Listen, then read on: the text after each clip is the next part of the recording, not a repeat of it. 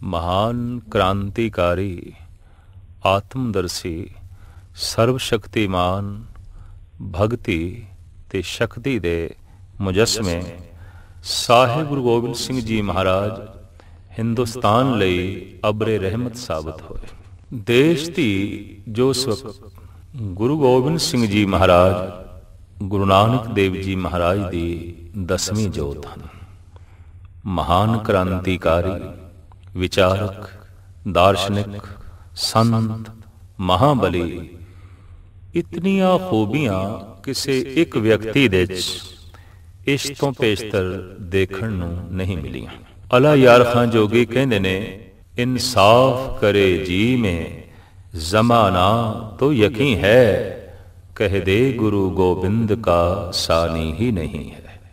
वाकई गुरु गोबिंद सिंह जी महाराज की तुलना ते किसी व्यक्ति नूं रखना बहुत कठिन है, बहुत कठिन है। साहिब गुरु गोबिंद सिंह जी महाराज का जन्म पटना पाटली पुत्र विखे होया।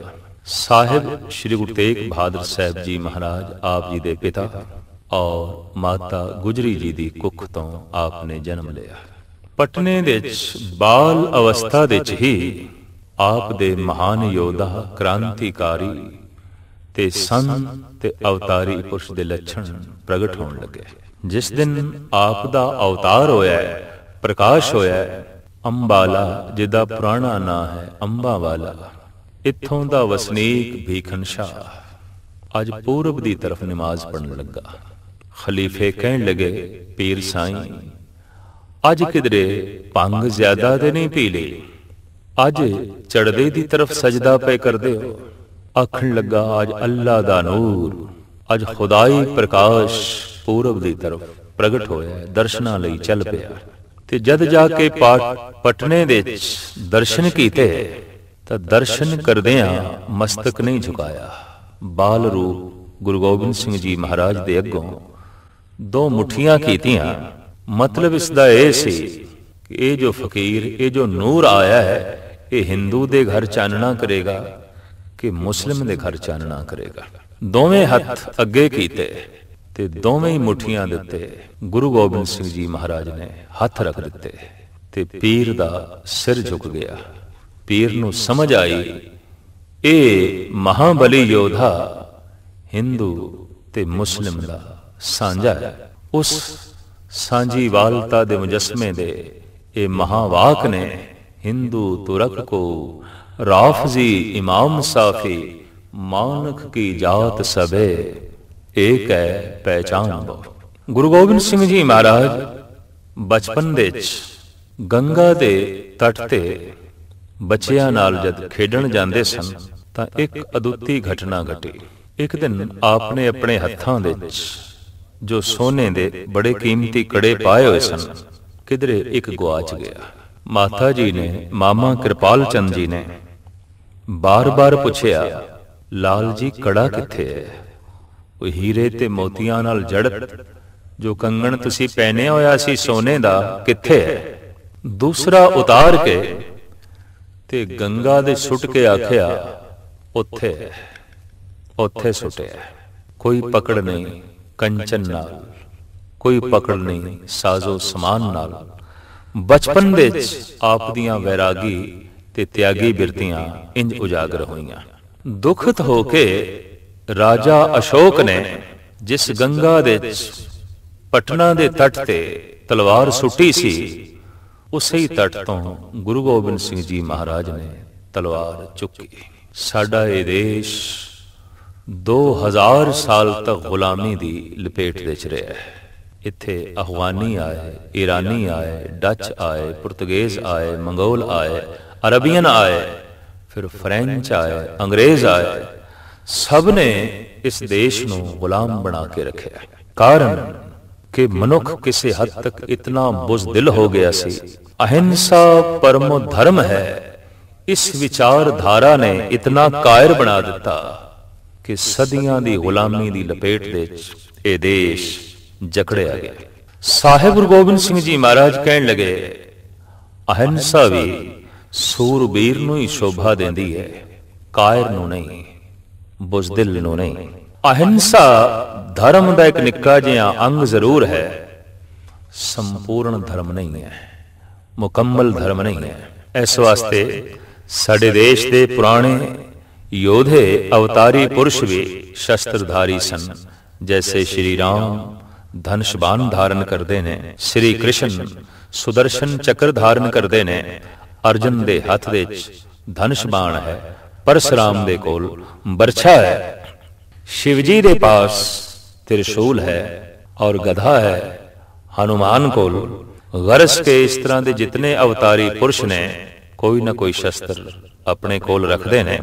और इस गल का प्रतीक है कि हिफाजत बाहरों भी करनी है, हिफाजत अंदरों भी करनी है।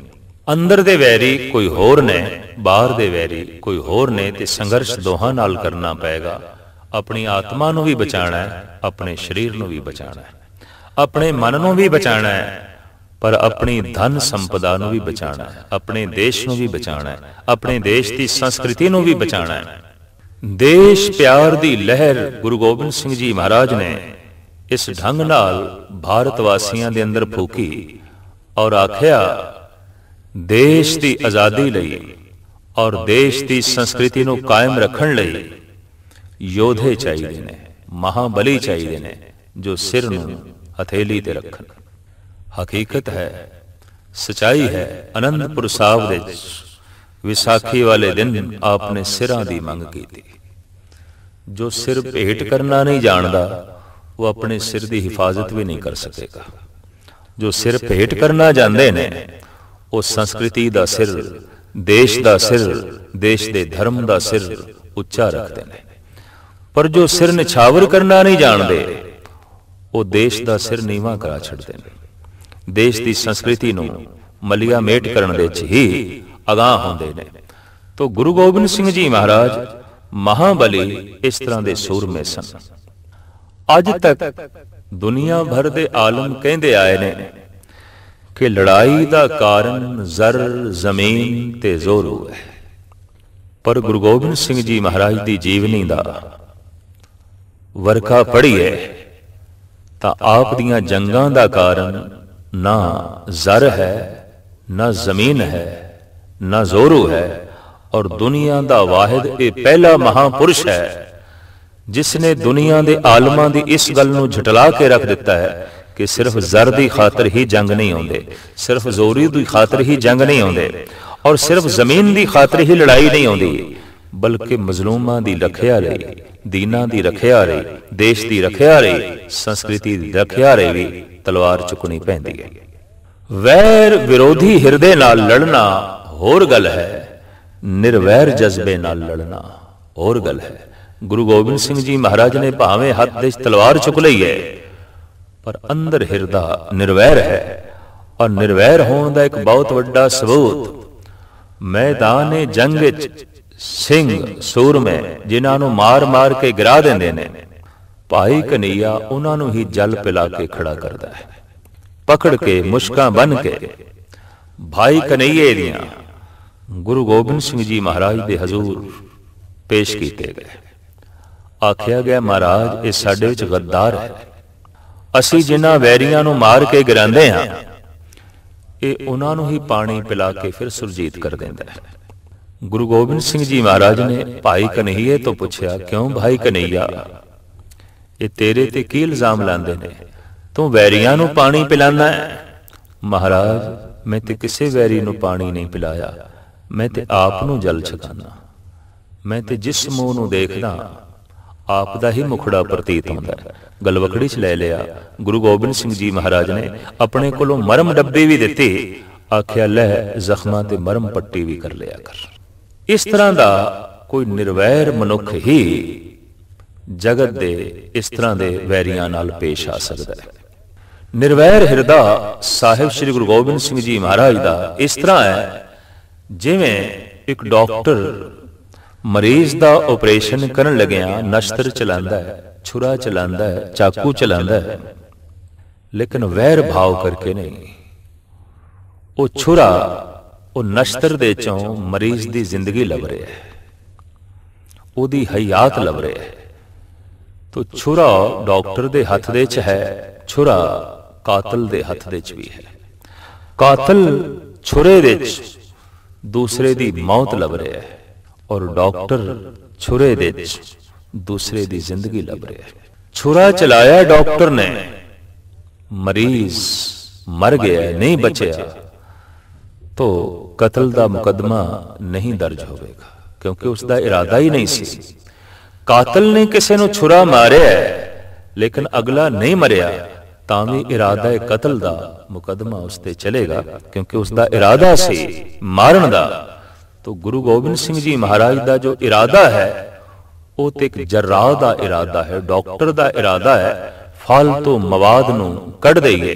जैसे बांह दे बहुत मवाद भर जाए या पैर दे तो डॉक्टर कहता है समुचे जिस्म नूं बचाउण दी खातर ये पैर कटना पेगा, ये बांह कटनी पैनी। कई दफा समुचे देश ते देश की संस्कृति नूं बचाउण दी खातर कुछ एक नूं एक पासे करना पैंदा है, तां देश बचदा है, तां देश की संस्कृति बचती है।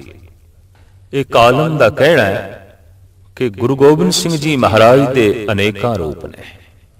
जद मैं देखदा वो मैदान जंग दे लड़ रहे ने तो एक सिपाही प्रतीत होंदे ने, योद्धा प्रतीत होंदे ने, पर जद पाउंटा साहब दे हथ दे कलम लैके कुछ लिख रहे ने ते कलम दे चों नगमे निकल रहे ने, कविता निकल रही है, तां आप एक कवि प्रतीत होंदे ने, शायर प्रतीत होंदे ने। जद उन्होंने सोने के सिंघासन ते बैठा देखीदा, चौर हो रही है, नजराने भेंट हो रहे हैं, लोकी सजदे दे च ने, तां इंज प्रतीत हो जाए जैसे एक शहनशाह सिंघासन ते बैठा है। पर जद पंजां ही प्यारियां दे अगों हाथ जोड़ के गुरु गोबिंद सिंह जी महाराज खड़े ने ते अमृत दी दात मंगदे ने, उदों भिखारी प्रतीत होंदे ने। अज तक जिन्ने दरवेश होए ने वो बादशाह नहीं होए और जो बादशाह होए ने वो दरवेश नहीं होए। जद किसी बादशाह नूं दरवेश बनन दा शौक जागया है उन्हें बादशाहत नूं लत मारी है। भरतरी ने, राजा गोपी चंद ने ते इस पद्धर दे होर महापुरुषां ने राज सिंघासन नूं लत मार के संतपना कबूल किया, योगी बने, सिद्ध बने, संत बने, दरवेश बने। ते जद कदी किसी दरवेश के अंदर संत दे अंदर राजा बनन दा शौक पैदा होया तो उन्हें संतगिरी छड़ दी, उन्हें दरवेशी छड़ दी। दुनिया दे एक वाहिद मुकम्मल इंसान आया, पूर्ण पुरख आया जिन्हें दरवेशी दी खातर बादशाहत नहीं छड़ी और जिन्हें बादशाहत दी खातर दरवेशी नहीं छड़ी। तदी ते भाई साहब भाई नंद लाल नूं कहना पिया, हक हक अंदेश गुरु गोबिंद सिंह बादशाह दरवेश। गुरु गोबिंद सिंह, गुरु गोबिंद सिंह जी महाराज बादशाह भी ने, दरवेश भी ने। आप दियां अनेकां महान रचनावां ने। दसम ग्रंथ की रचना आपने पौंटा साहब दे च कीती, जिहदे च जाप साहब, अकाल उस्तत, बचित्र नाटक, चंडी दीवार, भगवती दीवार, ज्ञान प्रबोध, कृष्णा अवतार, रामा अवतार, गरज के 24 अवतारां दी कथा, ये महान रचना गुरु गोबिंद सिंह जी महाराज ने जिन्हां ने जगत की झोली दे च पाई है। साहिब गुरु गोबिंद सिंह जी महाराज एक अद्विती शायर ने, कलम दे धनी ने, महान लिखारी ने।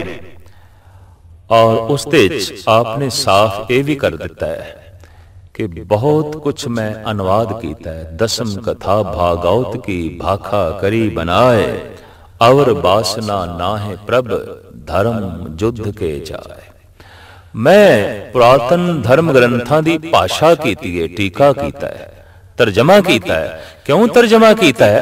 ताकि जगत नूं पता चल जाए देश दा पुराना धार्मिक इतिहास की है, देश दा पुराना धार्मिक ढांचा की है, ते असी जगत नूं की दे रहे हैं, असी जगत दी झोली दे की पा रहे हैं।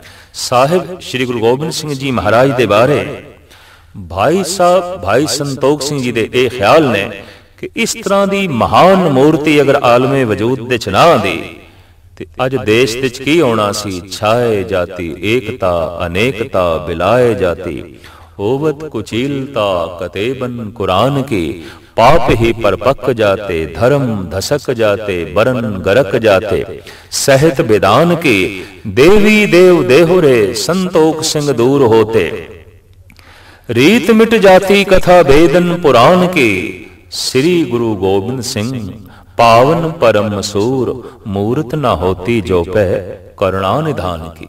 ऐसी बख्शिश भरी मूर्ति जे ना आउंदी ते देश की ये हालत अज नहीं आनी सी। भाव ये जो संस्कृति बची हुई है देश की, ये गुरु गोबिंद सिंह जी महाराज का सदका, उन्हां दी रहमत का सदका, उन्हां दी बख्शिश का सदका। आप दा आगमन भाई साहब भाई नंद लाल दे लफ्जां च बहार दा आगमन है। मौसमे बहार दा आगमन, बाहोश बाश के हंगामे नौ बहार आमद। साडे देश दियां 6 रुतुआं दे चों बहार दी रुत रुतुआं दा राजा है, सिरमौर महान है। क्यों? मौसमे बहार दे च गर्मी इतनी जितनी सहन हो सके, ते ठंड भी इतनी है जितनी के बर्दाश्त हो सके। फुल खिड़दे ने मौसमे बहार दे च, बहुती गर्मी होवे ते गर्मी नाल फुल झुलस जांदे ने, पर जे बहुती ठंड होवे, कक्कर पै रहा होवे, पाला पै रहा होवे, तां फुल मुरझा जांदे ने, नहीं पैदा होंदे। तो गल स्पष्ट है कि बर्फ पै रही है, फुल नहीं पैदा होणगे। लू चल रही है, फुल झुलस जाणगे। फुल्लां नूं खेड़े लई, फुल्लां दी उत्पत्ति लई मौसमे बहार चाहिदा है। जो बहुत गर्म है वो जालिम हो जाएगा, जो बहुत ठंडा है वो बुज़दिल हो जाएगा। देश दे जो संघर्ष सी वो इस तरह दा सी कि एक पासे एक जालिम सी, बहुत गर्म सी, बहुत गर्म सी, दूसरे पासे एक बुज़दिल सी, बहुत ठंडा सी, बहुत ठंडा सी। गुरु गोबिंद सिंह जी महाराज ने जिस खालसे नूं जन्म दिता, आखिया तुसी बहार दी तरह होना है, ना इतना गर्म कि जने खणे दी पग लाओ, ना इतने ठंडे कि जना खना थोड़ी पगला छटे। मौसमे बहार बाहोश बाश के हंगामे नौ बहार आमद, बहार आमद यार आमद करार आमद। भाई साहब भाई नंद लाल कहंदे ने गुरु गोबिंद सिंह जी महाराज दी आमद मौसमे बहार दी आमद है। आपने देशवासियों नवी सेध दिती और आख्या जद मजबूर हो जाओ, लाचार हो जाओ, तो शस्त्र चुकना भी धर्म है। चूंकारज हमा हीलते दरगुजस्त, हलालस्त बुरदम बशमशीर दस्त। जद वक़्त दे सताधारियां ने आप नूं यह आख्या कि आप संत हो, गुरु हो, फकीर हो, फकीर दा शस्त्रधारी होना ठीक नहीं, तो आपने फरमान कीता बलाचारगी दरमिया आमदम, बतदबीरो तीरो तुफंग आमदम। मैं लाचार होके शस्त्र चुके है, बंदूक चुकी है, मजबूर हो जा। ऐ सताधारियो थोड़े ते ज्ञान दा, विचार दा, शांति दा, खिमा दा असर नहीं पिया, मैनू मजबूरन शस्त्र चुकना पिया। तो ये वाक गुरु गोबिंद सिंह जी महाराज दे अमर वाक ने, चूंकारज हमा हिलते दरगुजस्त, हलालस्त बुरदम बशमशीर दस्त। साडे देश दे एक प्रसिद्ध कवि दा कहना है, ऐ मां जे तू बच्चे नू जन्म देना है वो सूरमा होवे, जे सूरमा नहीं तां भगत होवे, जे भगत नहीं तां कम से कम दानी तां जरूर होवे। जननी जने तां भगत जन, कै दाता कै सूर, नहीं तां जननी बांझ रहे, काहे गवावे नूर। आदकाल तो यह विचारधारा बनी हुई है भी जिन्हां ने जगत नूं तामीर कीता है, जगत नूं कुछ दिता है, दानियां ने कुछ दिता है, सूरमियां ने कुछ दिता है, भगतां ने कुछ दिता है। इस वास्ते आख्या गया, ऐ मां अगर तू भगत नहीं पैदा कर सकती, दाता नहीं पैदा कर सकती, सूरमा नहीं पैदा कर सकती, तो फिर तेरा बांझ रहना ही बेहतर है। वाह साहिब श्री गुरु गोबिंद सिंह जी महाराज, ऐसा पूर्ण पुरख जो दाता भी है, भगत भी है, सूरमा भी है। सूरमा ऐसा कि लखां दी फौज दा घेरा पिया होवे, हौसला पस्त नहीं होंदा, हौसले नाल आप लड़दे ने। इन्ने महान महाबली, और आपने ही ऐसा कह देता, 1.25 लाख से एक लड़ाऊं तब है गोबिंद सिंह नाम कहाऊं। तो 1.25 लाख नाल लड़न लई दरअसल जिगरा चाहिए, हिम्मत चाहिए, हौसला चाहिए। आप भगत इतने महान ने कि मैदान जंग दे भी जे अमृत वेला हो गया है तो समाधि ला के बैठ गए ने, आसा दीवार नूं सुन रहे ने, मगन हो के प्रभु दे गीत गा रहे ने। इस तरह दे आप भगत ने। दानी दानियां दे ते आप नूं कहा जांदा है सरबंस दानी। जो कुछ भी है दान कर दिता इस देश नूं, जो कुछ भी सी दान कर दिता जगत दे मजलूमां नूं, जगत दे यतीमां नूं, जगत दे दुखियां नूं धन दान कर दिता, अन्न दान कर दिता, भूषण दान कर दिते, महल माड़ियां दान कर दित्तियां, अपने सिंह दान कर दिते, अपने पुत्र दान कर दिते, अपना परिवार दान कर दिता और अपना आप भी निछावर कर दिता। सरबंस दानी, अन्न दे दानी ते धन दे दानी दुनिया दे बहुत सारे मिलणगे, पर सरबंस दानी तां केवल गुरु गोबिंद सिंह जी महाराज ने, जिन्हां ने इस देश दे उत्तों सब कुछ निछावर कर दिता, सब कुछ कुर्बान कर दिता। लाला दौलत राय कहंदे ने कि जद मैं रामायण दी जंग दा अध्ययन करदा ते उत्थे कारण ने 2 इस्त्रियां सीता ते सरੂਪਨਖਾ। ਸਰੂਪਨਖਾ दी नख लक्ष्मण ने कट दिती। बदले दी भावना दे रावण सीता नूं चुक के लै गया। बहुत वड्डा संघर्ष होया। धार्मिक तौर ते राम ते रावण दा कोई भेद नहीं है, मतभेद नहीं है। 4 वेदां दा पाठी रावण है, सियाणा है। 4 वेदां दे पाठी श्री राम जी ने। राम रामेश्वरम दे शिव जी दी पूजा करदे ने। रावण भी शिव जी दा ही उपासक है, शिव जी दी ही उपासना करदा है। तो धार्मिक तौर ते कोई मतभेद नहीं। दूसरी अजीम जंग होई महाभारत दी। लाला दौलत राय कहंदे ने उत्थे भी कारण है एक इस्त्री, और वो इस्त्री है द्रौपदी। द्रौपदी दी रचना तो दुर्योधन लई ये शब्द निकले, ये अंधे दा अंधा है। धरतराष्ट्र उन्हां दा पिता अंधा सी, ये अंधे दा अंधा है। ये कौड़े बचन दुर्योधन नूं ऐसे चुभे, बदले दी भावना पैदा हुई। लिहाजा पांडुआं नूं जूए लई प्रेरिया। तो धर्म पुत्र युधिष्ठिर अज जूआ खेडण लगे ने। हैरानगी, वो जूए दे च धन हारदे ने, फिर वस्त्र हारदे ने, भूषण हारदे ने, महल हार जांदे ने, फिर राज पाठ हार जांदे ने। इतना वड्डा जुआरी फिर पत्नी हार जांदा है, फिर वो द्रौपदी नूं हार जांदे ने। फिर ये अगां चल के बहुत वड्डे संघर्ष दा कारण बनी, महाभारत दे युद्ध दा कारण बनी। लाला दौलत राय कहंदे ने स्वाने उमरी गुरु गोबिंद सिंह जी महाराज दे च महाबली, जो आप दी लिखत एक बड़ी सुंदर किताब है, ओदे च आप कहंदे ने कि ये जिहड़ियां 2 अजीम महान जंगां पुराने समय च साडे देश दे च होईयां, कारण इस्त्री है ते धार्मिक तौर ते कोई मतभेद नहीं है। ते दोवें पासे राजे ने, एक पासे सेना दे मुखी ने द्वारका दे राजा, एक पासे दुर्योधन आप ने इंद्रप्रस्थ दे राजा मुखी सिरमौर। धार्मिक तौर ते कोई मतभेद नहीं। पांडव पढ़े ने द्रोणाचार्य कोल, कौरव भी पढ़े ने द्रोणाचार्य कोल। धर्म एक है, धार्मिक तौर ते कोई मतभेद नहीं। दोवें राजे ने। तो जंग दा कारण है एक स्त्री, और वो स्त्री है द्रौपदी। लाला दौलत राय कहंदे ने जद मैं गुरु गोबिंद सिंह जी महाराज दीयां लड़ाइयां दा अध्ययन करदा, उस नाल जंग है जिस नाल धार्मिक तौर ते भी आप दा मतभेद है। उस नाल आप दा संघर्ष है कि एक पासे एक देश दा राजा है, सुल्तान है, और दूजे पासे एक फकीर है जिहदे खजानियां दे कुछ भी नहीं है। फिर ये बहुत वड्डी जंग भी जो अनेका लड़ियां गईयां, जर जमीन जोरू दी खातर नहीं ने, देश दी रखिया दी खातर, देश दी मजलूमां दी खातर, देश दी असमत दी खातर और उस हालत दे सतगुर ने तलवार उठाई जद देश दी असमत गजनी दे बाजारां च टके टके दे विकदी सी। रामायण दे एक बड़े कीमती मधुर वाक जो महात्मा तुलसी ने लिखे ने, अनज बधू भगनी सुत नारी हे सठ ये कन्या समचारी।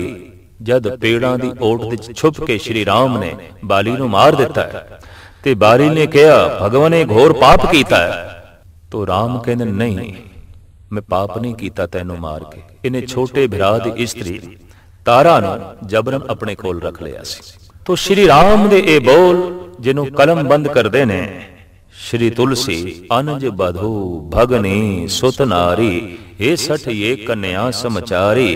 ताहे कुदृष्ट बिलोके जोई ताहे बधे कछ पाप न होई। अनज बधू छोटे भरा दी इस्त्री, भगनी भैण, सुत नारी नूं ते चौथी कन्या। इन्हां चारां नूं ही कन्या दे समान समझना चाहिए ते जिहड़ा कुदृष्टि नाल वेखे उसनूं मैं बद कर दियां, कोई पाप नहीं, कोई पाप नहीं। ये श्री राम दे बोल ते जद देश दी असमत टके टके दे गजनी दे बाजारां च विकदी सी, मजबूरन गुरु गोबिंद सिंह जी महाराज नूं तलवार चुकनी पई देश दी असमत नूं बचाण लई, देश दी गैरत नूं बचाण लई। सरबंस दान करके देश दी गैरत संस्कृति धर्म नूं बचा के आप हजूर साहब दे श्री सचखंड दे ज्योति जोत समा गए। गुरु ग्रंथ साहब जी महाराज नूं आपने रस्मी गद्दी दिती, तिलक दिता, केसर दा परिक्रमा कीती, नारियल अगों रख के मत्था टेक के कह दिता ऐ खालसियो आइंदा तो शरीरक रूप दे गुरु होवेगा पंथ, अध्यात्मक रूप दे गुरु होवेगा ग्रंथ। तो गुरु ग्रंथ ते गुरु पंथ दी प्रथा इस तरीके नाल गुरु गोबिंद सिंह जी महाराज राज करके ज्योति जोत समा गए श्री हजूर साहब दे सचखंड दे।